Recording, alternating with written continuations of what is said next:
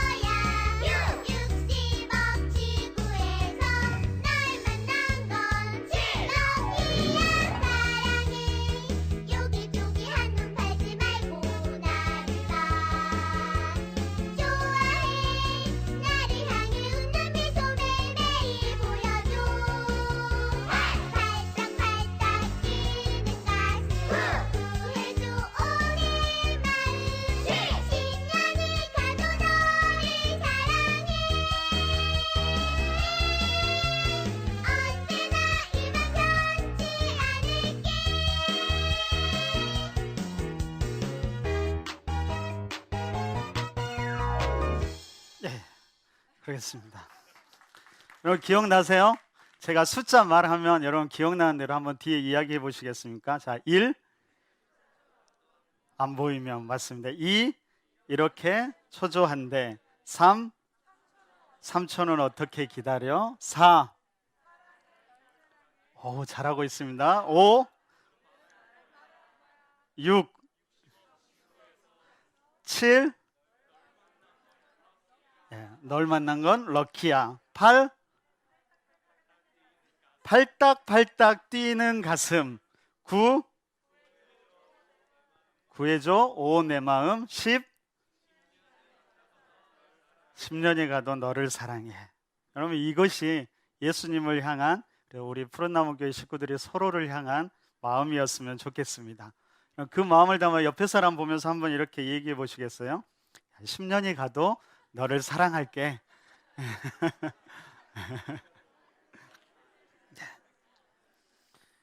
자, 왜 이걸 보여줬을까요? 그냥 보여줬을까요? 아닙니다. 이런 형식의 시편을 여러분 답관체 시라고 말합니다. 여러분 문자적으로 답관체라는 말은요, 머리를 밟아가면서 쓰는 시라는 뜻입니다. 그래서 시편에서는 주로 히브리 알파벳을 따라 지은 노래를 말합니다. 그럼 왜 이런 식으로 쓸까요? 여러분 금방 기억하시잖아요.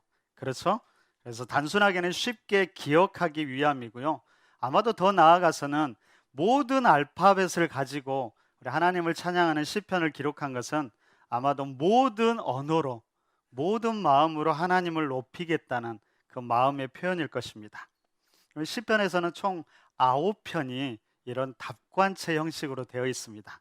오늘 본문인 9편이 그렇고요. 그리고 10편, 25편, 34편, 37편, 그리고 111편, 112편, 145편, 그리고 119편이 있습니다.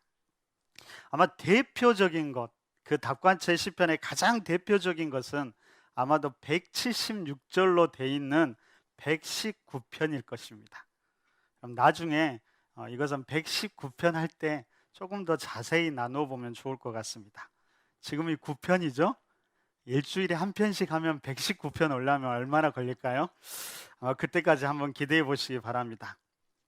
자, 오늘 시편 9편은 10편과 함께 합해져서 답관체 시를 이룹니다. 그래서 9편의 한 절반 정도 알파벳이 들어가 있고요. 그리고 10편에 그 다음에 절반 정도 알파벳으로 이렇게 시가 기록되어 있습니다. 그래서 어떤 이들은 시편 9편과 10편을 하나의 시편으로 보기도 합니다. 근데 여러분 자세히 보면 9편의 주제는 감사이고요. 10편의 주제는 탄원입니다. 그러면 감사하는 것과 고통 속에서 탄원하면서 울부짖는 것, 전혀 어울릴 것 같지 않는 단어이지요. 그런데 이 두 가지가 하나의 시편으로 묶여 있다는 것을 보면 아마도 시인은 우리 삶에서 이 감사와 탄원, 특별히 고난 속에서 올려드리는 탄원이 결코 감사와 별개가 아니라고 우리에게 말하는 것 같습니다. 여러분, 감사를 통해서 우리의 마음을 올려드리기도 하고요. 또한 탄식이 나오는 상황에서도 여러분 감사할 수 있고 그렇게 해야 한다라는 의미가 아닌지 우리가 다시 한번 생각해 보게 됩니다. 여러분, 고수라는 말이 있죠. 먹는 것 말고요. 여러분, 고수란 어떤 사람일까요? 사전적 의미를 제가 찾아봤어요. 이 고수라는 것은 특정 분야에서 기술이나 실력이 매우 뛰어난 사람을 말합니다. 조금 바꾸어 말하면 단순하게 뛰어난 것이 아니라 아마도 전혀 그럴 수 없는 상황에서 어떤 일을 해내는 사람들을 우리는 고수라고 말할 것입니다. 그러면 신앙에도 고수가 있을까요? 있다면은 어떤 사람일까요? 아마도 제가 생각하기에 신앙의 고수는 아마도 감사할 조건, 감사할 상황에서만 감사하는 것이 아니라 오히려 고난 속에서 감사를 찾아내고 그럴 수 없는 상황에서 찬양하면서 그 상황을 감사의 상황으로 바꿀 줄 아는 사람, 아마 바로 그가 저는 신앙의 고수라고 생각합니다. 만약에 시편 9편과 10편의 저자가 한 사람이라고 한다면 아마도 그는 신앙의 고수라고 생각합니다. 여러분, 오늘 시편을 통해서 어떻게 하면 우리도 신앙의 고수가 될 수 있을지 여러분 함께 생각해 봤으면 좋겠습니다. 자, 오늘 시편 9편에서는 시인이 참 힘든 상황 가운데 놓여 있다는 것을 우리는 알게 됩니다. 먼저 13절에서 이렇게 고백합니다. 우리 13절 함께 읽어볼까요? 함께 읽습니다. 자, 시작. 여호와여, 내게 은혜를 베푸소서. 나를 사망의 문에서 일으키시는 주여, 나를 미워하는 자에게서 받는 나의 고통을 보소서. 여러분, 시인이 현재 당하는 고통이 우리가 무엇인지는 정확히는 알 수 없습니다. 근데 마치 그것이 사망의 문에서 있는 것만큼이나 힘든 상황이었던 것 같습니다. 그런데 오늘 시인은 오늘 시편에서 또 이렇게 고백합니다. 우리 1절과 2절도 함께 읽어볼까요? 1절과 2절입니다. 여러분 주보에 보셔도 시편 본문이 있습니다. 함께 읽습니다. 자, 시작. 내가 전심으로 여호와께 감사하오며 주의 모든 기이한 일들을 전하리이다. 내가 주께 기뻐하고 즐거워하며 지존하신 주의 이름을 찬송하리니. 여러분, 어떻게 이럴 수 있을까요? 우리는 당연히 좋고 기쁠 때만 감사해야 한다라고 생각하지요. 근데 오늘 시인은 오히려 고난 중에 어려운 가운데서 감사하고 기뻐하였고 또한 즐거워하고 찬송한다라고 고백합니다. 그것도 전심으로 그렇게 한다라고 이야기하고 있습니다. 어떻게 이렇게 할 수 있을까요? 아마도 그 비밀은 기억이라고 생각합니다. 여러분, 시편 9편에서 계속 반복되는 주제가 있는데 그것은 바로 기억함입니다. 여러분, 시인이 힘들고 어려울 때 했던 일이 있는데 그것은 자신의 삶을 되돌아보면서 기억해내는 것이었습니다. 여러분, 특별히 시인이 고난의 시기에 기억해낸 것이 과연 무엇이 있었을까요? 여러분, 첫 번째로 그는 하나님이 행하신 일들, 특별히 기이한 일들을 다시 기억했습니다. 그럼 1절을 다시 한번 보세요. 1절에서 이렇게 기록되어 있죠. 내가 전심으로 여호와께 감사하오며 주의 모든 기이한 일들을 전하리이다.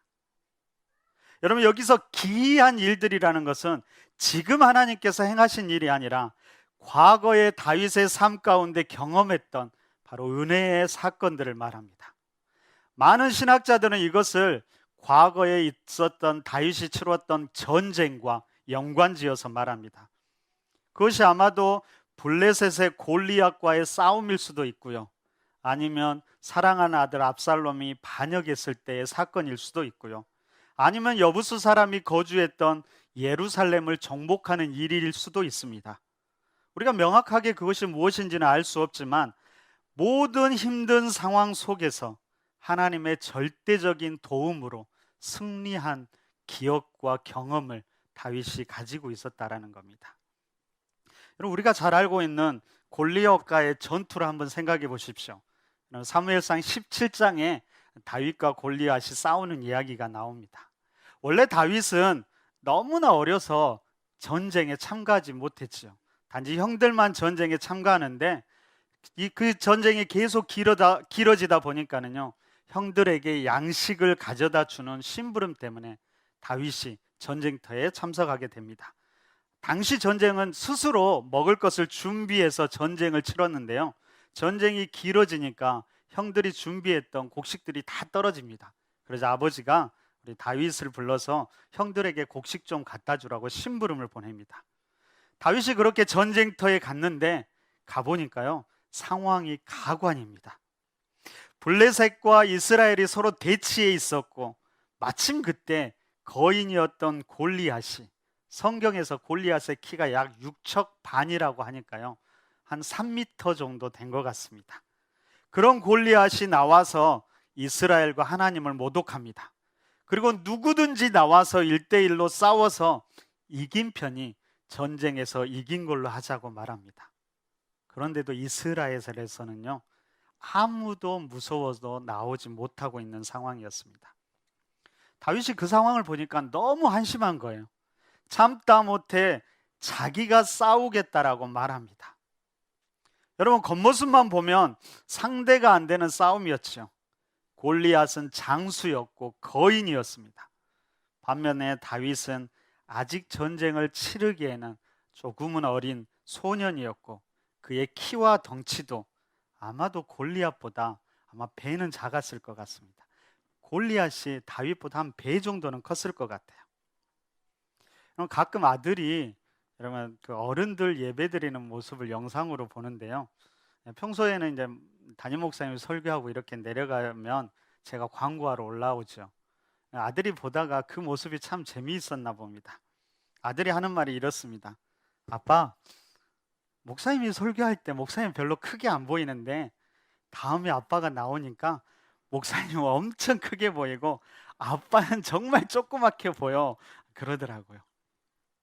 정말 목사님 옆에 있으면 누구든 작아 보이지요. 제가 말씀을 준비하면서 보니까요, 갑자기 김수미 에모라는 노래가 생각나더라고요. 그대 등 뒤에 서면 나는 왜 작아지는지. 그렇습니다. 여러분, 그래봤자 얼마나 차이가 나겠어요? 한 20cm 차이 날까요? 그런데 골리앗과 다윗은요, 거의 2배 이상, 아마도 150 이상이 차이 났을 겁니다. 큰 어른과 아주 작은 꼬마 아이의 싸움이었죠. 누가 봐도 싸움의 결과는 당연한 것이었습니다. 여러분, 그 싸움의 결과를 우리가 잘 알고 있지요. 그 싸움의 결과가 어떻습니까? 다윗이 싸우러 가면서 돌을 주워 가는데요, 그 돌을 물매에 끼워서 던졌는데 정확하게 골리앗의 인중에 맞게 됩니다. 그리고 한 방에 쓰러뜨리게 됩니다. 가능한 일일까요? 이런 가능하잖아요. 물론 그동안 다윗이 물매를 통해서 양들도 지키고 열심히 노력한 결과물일 겁니다. 그렇지만 분명한 것은 이 사건 배후에는 하나님께서 일하셨음을 우리는 알고 있습니다. 여러분, 다윗이 골리앗과 싸우러 나갈 때 이렇게 고백하지요. 너무나 유명한 말입니다. 우리 45절에서 이렇게 이야기합니다. 다윗이 블레셋 사람에게 이르되 너는 칼과 창과 단창으로 내게 나아오거니와 나는 만군의 여호와의 이름 곧 내가 모욕하는 이스라엘 군대의 하나님의 이름으로 내게 나아가노라. 언제나 들어도 참 멋진 고백입니다. 다윗은 혼자 그 싸움을 싸운 것이 아니라 만군의 여호와 이스라엘 군대의 하나님과 함께 싸웠던 것입니다. 그리고 그 전쟁에서 승리하였던 것이지요. 그럼 재미있는 것은 다윗이 시내에서 돌을 주워 가는데요, 한 몇 개를 주웠는지 아십니까? 몇 개 주웠을까요? 몇 개요? 어떻게 아셨어요? 성경을 자세히 보는 것 같아요. 성경에 보면 다윗이 5개를 이렇게 주워 갔다라고 기록하고 있습니다. 여러분, 왜 돌을 5개를 가져갔을까요? 한 개를 던졌는데 실패하면 다시 또 하나를 던지고 실패하면 또 던지려고 그랬을까요? 그랬을 수도 있습니다. 근데 참 재미있는 것은 어떤 학자가 이렇게 이야기합니다. 당시 블레셋에는 골리앗만큼은 아니지만 정말 싸움을 잘하는 장수들이 한 4명이 더 있었다라고 합니다. 그래서 다윗은 돌 하나에 장수 1명씩 총 5개의 돌로 골리앗뿐만 아니라 블레셋 장수 5명 모두를 죽일 계획이었다라는 겁니다. 아마도 다윗은 자신의 힘이 아니라 함께하는 하나님을 의지했기 때문에 그것이 가능할 거라고 생각했는지도 모릅니다.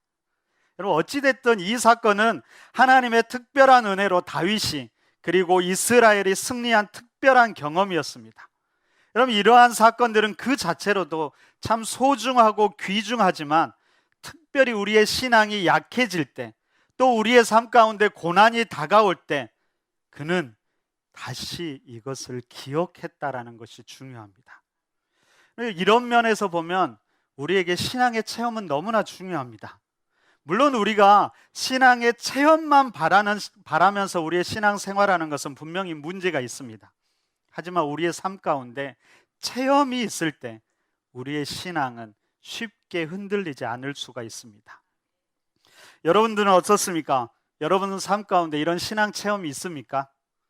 만약에 여러분들에게 이런 신앙 체험이 있다면 고난의 시기에 우리가 해야 될 것은 그때의 기억들, 그때의 감격과 은혜를 다시 떠올릴 수 있어야 한다는 것입니다. 만약에 아직 그런 경험이 없다라면 그런 체험을 한 번 정도는 사모하면 좋겠습니다. 특별히 지금 고난의 자리, 바로 그 자리가 하나님의 기이한 일을 경험하는 자리가 될 수 있도록 그렇게 기도하시기 바랍니다. 여러분, 이 일을 위해서 우리가 기도원을 찾을 수도 있고요, 금식 기도를 할 수도 있겠지요. 근데 여러분, 진짜 공부 잘하는 사람은 어떻게 해요? 진짜 공부 잘하는 사람은 수업 시간에 충실합니다. 여러분, 일상에서 특별한 은혜를 경험하는 훈련이 우리에게 필요합니다. 그것은 우리의 예배를 통해서, 정기적인 기도 시간을 통해서 가능합니다. 여러분, 저는 우리 교회 예배가 참 좋습니다. 여러분도 그렇죠? 네. 여러분, 이 시간에 충실해 보십시오. 오늘 시인의 고백처럼 전심으로 드려보십시오.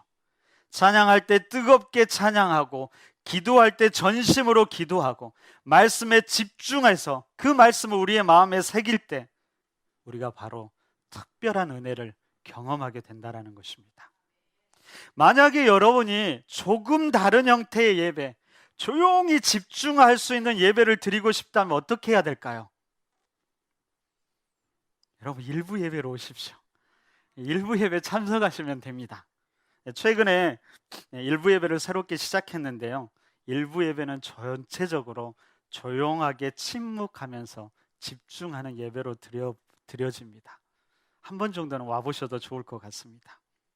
여러분, 더 기도하고 싶은데 기도가 부족하다고 생각하면 어떻게 해야 될까요? 금요 기도회에 오십시오. 요즘 교회를 생각할 때마다 가장 안타깝기도 하고 하나님이 주시는 마음은 기도해야 된다라는 마음입니다. 이런 푸른나무 교회가 어쩌면 가장 시급한 것 중에 하나는 기도하는 것이라고 생각합니다. 우리가 얼마나 기도할까요, 여러분? 어쩌면 금요 기도회의 모습을 보면 그것이 우리의 기도 수준인지도 모르겠습니다. 물론 여러분 개인적으로 혼자서 열심히 기도하시겠지요. 근데 혼자서 기도가 여러분 잘 되던가요? 저는 목사인데도 혼자 기도하려고 하면 잘 안 되더라고요. 힘들고 어려울 때는 더 안 되는 것이 기도입니다. 그럼 그때는 함께 기도하는 것이 필요합니다. 물론 지금은 많은 숫자가 함께 모이기 어려운 때입니다. 여러분들도 그래서 아마 다 양보하고 그러시죠? 나는 진짜 가서 기도하고 싶은데 다른 사람 기도하도록, 그래, 내가 양보해 줄게, 그러고 계시죠, 여러분? 여러분, 걱정하지 마십시오. 충분히 그 간격을 충분히 떨어져 있을 만큼 공간이 충분합니다. 공간이 부족하면 또 다른 공간을 준비하면 됩니다. 여러분, 무엇보다 우리에게 주어진 예배 시간, 기도 시간을 충실하게 전심으로 참여함으로 우리가 하나님의 기이한 일들을 경험할 수 있기를 바랍니다. 그러다가 우리가 다시 힘든 고난의 시기에 놓이게 될 때 우리는 그 기이한 일들을 다시금 기억함으로 다시 우리가 새롭게 되는 역사를 경험할 수 있다는 것입니다. 그것이 다윗이 고난 중에서, 오늘 시인이 고난 중에서 했던 일입니다. 여러분, 두 번째로 다윗은 고난의 시기에 과거 자신의 삶에서 역사하셨던 하나님이 누구인지를 다시금 기억했습니다. 오늘 함께 말씀을 찾아 읽으면서 우리도 그 하나님을 찾아보도록 하겠습니다. 우리 첫째로 4절을 볼까요? 4절 함께 읽습니다. 자, 시작. 주께서 나의 의와 송사를 변호하셨으며 보좌에 앉으사 의롭게 심판하셨나이다. 여러분, 4절에서 우리가 찾을 수 있는 하나님은 어떤 하나님일까요? 나를 변호하시는 하나님, 그리고 보좌에 앉으사 의롭게 심판하시는 하나님입니다. 근데 이 심판은 여러분 궁극적으로 나를 위한 심판입니다. 나를 변호한다는 것도 나를 위한 것이지요. 한마디로 말하면 무슨 말이에요? 내 편이신 하나님을 말씀합니다. 여러분 따라해 볼까요? 하나님은 내 편입니다. 하나님은 내 편입니다. 제가 테니스를 참 좋아해요. 근데 여러분, 시합을 하면 내가 실력이 안 되는데도 시합을 이길 때가 있습니다. 어떻게 그럴 수 있을까요? 내 편, 내 짝이 잘하는 사람이 있을 때입니다. 편을 누구와 먹느냐가 여러분 승패에서 중요한 요소가 됩니다. 근데 실제로 운동을 해보면요, 내 옆에 잘하는 사람이 있으면요, 저도 덩달아서 잘하게 되더라고요. 아마도 마음이 편해서 뭘 해도 잘 되는 것 같습니다. 그래서 저는 여러분, 하나님이 내 편이라는 말이 너무 좋습니다. 여러분들도 꼭 기억했으면 좋겠습니다. 하나님은 누구 편이라고요? 내 편입니다. 두 번째로 5절과 6절 볼까요? 5절과 6절에서 이렇게 이야기합니다. 함께 읽습니다. 자, 시작. 이방 나라들을 책망하시고 악인들을 멸하시며 그들의 이름을 영원히 지우셨나이다. 원수가 끊어져 영원히 멸망하였사오니 주께서 무너뜨린 성읍들을 기억할 수 없나이다. 어떤 하나님일까요? 전쟁에서, 싸움에서 승리하신 하나님입니다. 그럼 더 나아가서 우리를 승리케 하시는 하나님이십니다. 여러분, 이 승리는 특별히 악에 대해서, 원수에 대해서 거두는 승리입니다. 이것은 단순히 사람뿐만 아니라 나를 힘들게 하는 모든 상황들, 영적인 문제들까지도 포함하고 있습니다. 내가 이기기 힘든 것, 그리고 내가 극복하기 힘든 것을 바로 하나님께서 이기게 해 주신다는 것입니다. 지금 여러분들을 힘들게 하는 일들이 있지요. 바로 그 문제에 대해서 하나님이 승리하게 하실 것입니다. 여러분, 하나님은 승리하신 하나님이시고요, 승리하게 하시는 하나님이셨습니다. 세 번째로 7절과 8절 볼까요? 함께 읽습니다. 자, 시작. 여호와께서 영원히 앉으시며 심판을 위하여 보좌를 준비하셨도다. 공의로 세계를 심판하시며 정직으로 만민에게 판결을 내리시리로다. 여기서는 어떤 하나님을 우리가 찾을 수 있을까요? 한마디로 하면 보좌에 앉으신 하나님입니다. 여러분, 보좌라는 것은 주권을 말하며 왕이며 심판자 되시는 것을 이야기합니다. 하나님이 모든 것을 다스리시고 주관한다는 말입니다. 이것이 우리의 신앙의 기초가 되어야 합니다. 여러분, 하나님이 모든 것의 주인이고 모든 것을 다스리십니다. 여러분, 이것이 신앙생활 하면서 흔들려서는 안 됩니다. 뿐만 아니라 그 하나님이 나의 주인도 되신다는 것이죠. 여러분 따라해 볼까요? 만물의 주인이 하나님이십니다. 나의 주인도 하나님이십니다. 여러분, 끊임없는 이 고백을 통해서 여러분의 상황을, 그리고 마음을 주님께 내어드리시길 바랍니다. 내가 결코 나의 주인이 아님을 꼭 기억하십시오. 네 번째로 9절과 10절 볼까요? 함께 읽습니다. 9절 10절입니다. 자, 시작. 여호와는 압제를 당하는 자의 요새이시요 환난 때의 요새이시로다. 여호와여, 주의 이름을 아는 자는 주를 의지하려리니 이는 주를 찾는 자들을 버리지 아니하심이이다. 어떤 하나님일까요? 피난처 되시는 하나님, 끝까지 책임져 주시는 하나님입니다. 여러분, 우리가 환난의 때 피할 곳, 피할 사람이 있다라는 것이 우리에게 얼마나 위로가 되는지 모릅니다. 근데 다른 사람이 아니라 바로 하나님이 우리의 피난처가 되어 주신다고 말씀합니다. 단순히 피난처만 되어 주시는 것이 아니라 우리를 끝까지 책임져 주실 것입니다. 더 나아가서 그 하나님께서 우리 또한 여러분 서로에게, 그리고 연약한 자들에게 피난처가 되어 주기를 부탁하고 있습니다. 여러분, 목회자로서 제가 늘 기도하고 평생 바라는 것은요, 성도들이 힘들 때 의지할 수 있는 사람이 되는 것입니다. 최근에 목회자로서 참 가슴 아픈 이야기를 들었는데요, 물론 지나가면서 잠깐 하는 말이었지만 누군가가 그렇게 이야기하더라고요. 정말 힘들 때 생각나는 사람이 우리 교회 목회자들이 아니라고 하더라고요. 물론 여러분, 모든 성도들이 그런 것은 아닐 겁니다. 그런데도 이 말이 계속 머릿속을 떠나지 않으면서 얼마나 마음을 아프게 하는지 모릅니다. 내가 정말 사역을 잘하고 있는 걸까? 여러분, 수없이 다시금 생각하곤 했습니다. 여러분, 항존직 여러분, 정원직이 여러분들은 어떻습니까? 하나님께서 여러분들을 신뢰하고 푸른나무교회 성도들을 맡기셨습니다. 그런데 성도들이 정말 힘들 때 여러분들이 생각나고 떠오를까요? 깊이 한번 생각해 보십시오. 여러분, 일은 잘하지 못해도, 뭔가를 변화시키지 못해도 힘들 때 의지하고 싶은 사람, 바로 그런 목회자들과 그런 리더자들이 되길 간절히 바랍니다. 그리고 이 일을 위해서 우리가 함께 기도하며 노력했으면 좋겠습니다. 다섯 번째로 11절과 12절을 보겠습니다. 함께 읽습니다. 11절 12절입니다. 자, 시작. 너희는 시온에 계신 여호와를 찬송하며 그의 행사를 백성 중에 선포할지어다. 피 흘리심을 신문하시는 이가 그들을 기억하시며 가난한 자의 부르짖음을 잊지 아니하시도다. 어떤 하나님일까요? 여러분, 기억하시는 하나님입니다. 누군가가 나를 기억해 준다는 것이 얼마나 소중한지 모릅니다. 그런데 하나님이 우리를 기억하고 결코 잊지 않는다라고 말씀하고 있습니다.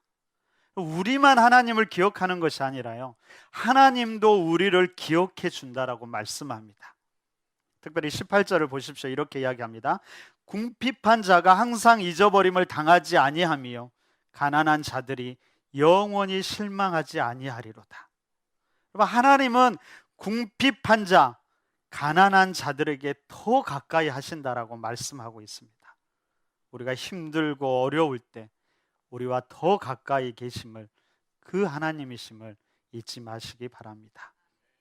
정리하면 이렇습니다. 다윗이 참 힘들고 어려울 때 다시 기억하고 고백했던 하나님은요, 첫째로 내 편이 되어주시는 하나님이었고요, 두 번째로 승리의 하나님, 그리고 우리를 승리케 해주는 하나님이셨습니다. 세 번째로는 보좌에 앉으신 하나님, 그리하여 만물과 나의 주인 되신 하나님이었고요, 네 번째는 피난처 되신 하나님, 끝까지 책임져 주신 하나님이었습니다. 그리고 다섯 번째는 기억해 주시는 하나님, 특별히 연약한 자에게 더 가까이 다가오시는 하나님이었습니다. 여러분, 시인의 이런 고백 하나하나가 중요한 이유는 이 고백이 단순히 머릿속에서 고백하는 이론적인 고백이 아니라 자기의 삶을 통한 고백, 특별하게 힘들고 어려울 때 다윗이 겪었던 수많은 전쟁 속에서 직접 경험한 하나님이었기 때문입니다. 바로 그 하나님을 지금 고백하고 증거하고 있는 것입니다.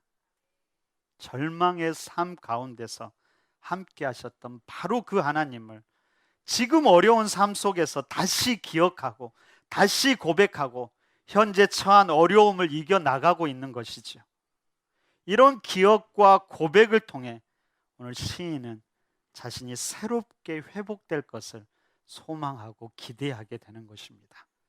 우리 13절과 14절을 우리 한 목소리로 한번 읽어보도록 하겠습니다. 13절과 14절입니다. 자, 시작. 여호와여, 내게 은혜를 베푸소서. 나를 사망의 문에서 일으키시는 주여, 나를 미워하는 자에게서 받는 나의 고통을 보소서. 그리하시면 내가 주의 찬송을 다 전할 것이요 딸 시온의 문에서 주의 구원을 기뻐하리이다. 사망의 문 앞에서 어디로 옮겨져요? 시온의 문 앞으로 옮겨지기를, 자신의 처지를 한탄하며 불렀던 절망의 노래에서 기쁨의 노래를 부르는 입술로 바뀌기를 소망하고 기대하게 됩니다. 반면에 악인은 망할 것임을 확신하고요, 그렇게 되기를 간구합니다. 15절부터 20절까지 그 내용이 기록되어 있는데요, 19절 20절만 한번 읽어보도록 하겠습니다. 19절 20절 읽도록 하겠습니다. 자, 시작.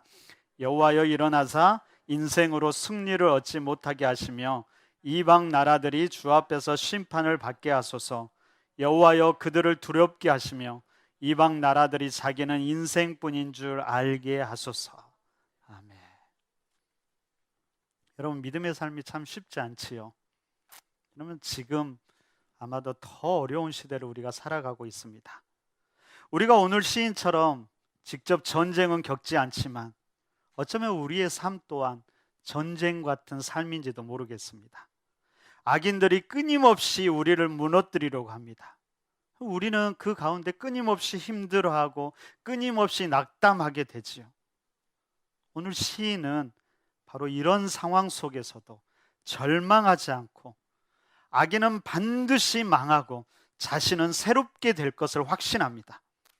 시인이 이렇게 확신할 수 있었던 것은 바로 기억함에 있었습니다. 여러분, 이런 면에서 신앙에서 과거를 돌아보는 일은 너무나 중요합니다. 하나님의 시선으로 내 삶을 다시금 돌아보면서 곱씹어 보는 것이죠. 고난의 시기에, 여러분 특별히 고난의 시기에 우리의 삶을 돌아보면서 우리의 삶 가운데 함께 하셨던 하나님과의 소중한 기억들을 다시금 떠올릴 수 있어야 합니다. 과거 힘들었던 그 시기에 하나님께서 어떻게 내 삶 가운데 기이한 행적을 행하셨는지 하나님 다시 떠올려 보시고 삶의 순간순간 어떤 하나님이 나에게 다가왔는지도 다시금 살펴보아야 합니다. 그러면서 지금 고난의 자리에 다시 그 하나님을 다시 모셔드림으로 통해서 이 고난의 자리가 또다시 하나님을 경험하는 자리가 되게 해야 합니다. 만약에 그럴 수 있다라면 여러분들이 겪는 지금 그 어려움은 훗날에 내가 다시 연약해질 때 다시 나에게 힘을 주는 소중한 기억으로 남게 될 것입니다. 뿐만 아니라 이것은 누군가에게 들려줄 수 있는 소중한 신앙의 이야기가 될 수 있을 것입니다. 그때 그 이야기는 우리 자신을 회복시키고 낙심한 이들을 다시금 회복시키게 될 것입니다. 여러분, 그렇게 본다면 바로 고난의 자리가 오늘 시인이 말했던 것처럼 감사의 자리가 될 수 있고요, 찬양의 자리가 될 수 있을 것입니다. 그리고 이것이 바로 우리가 신앙의 고수가 되는 길이라고 생각합니다. 우리 푸른나무 모든 식구들 가운데 이런 은혜가 함께하기를 간절히 바랍니다.